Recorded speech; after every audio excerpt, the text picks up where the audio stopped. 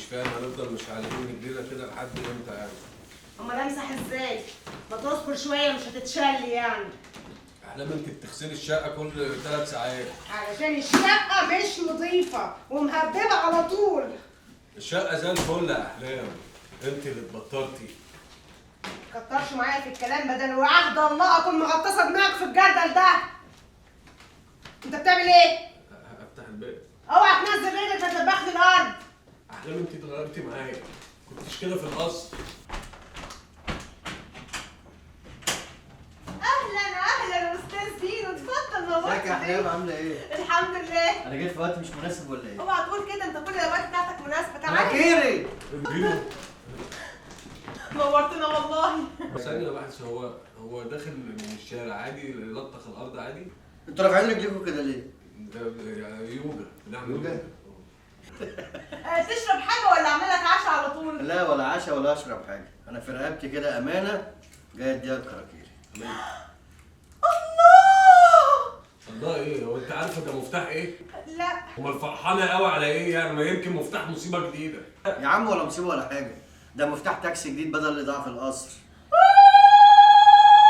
انت خرتي تاكسي جديد ازاي ومنين؟ انت مفيش فلوس، انا عارف الحنفيه وجلبتها يعني. بعدين هبقول لك. مش عايز تاخد اللفه دي؟ ده حوار كبير قوي. طب انا عايزه روح اتجوزك. ولا مصيبه ولا حاجه، ده مفتاح تاكسي جديد بدل اللي ضاع منك في القصر.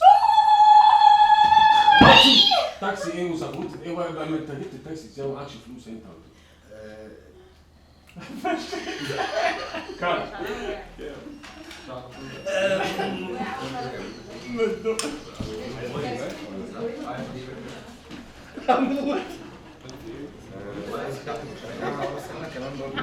يا حوار يلا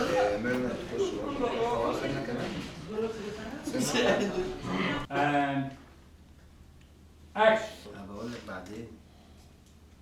يلا روح كروزي بالتاكسي شويه. لا، ما انا ما بعرفش اسوق. مش واخد التاكسي. ليه؟ مش ما النبي قابل الهديه في ايه؟ احنا قابلنا بالتاكسي، ميرسي قوي. بينو تعالى نتكلم جوه في الأوضة. انت بتعمل ايه؟ ده انت اتجرأت قوي. صح. ارفع رجلك دي. طب عايز اخش الأوضة. ها؟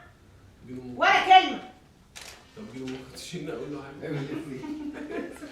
ممكن تشيلني. تعال. كات.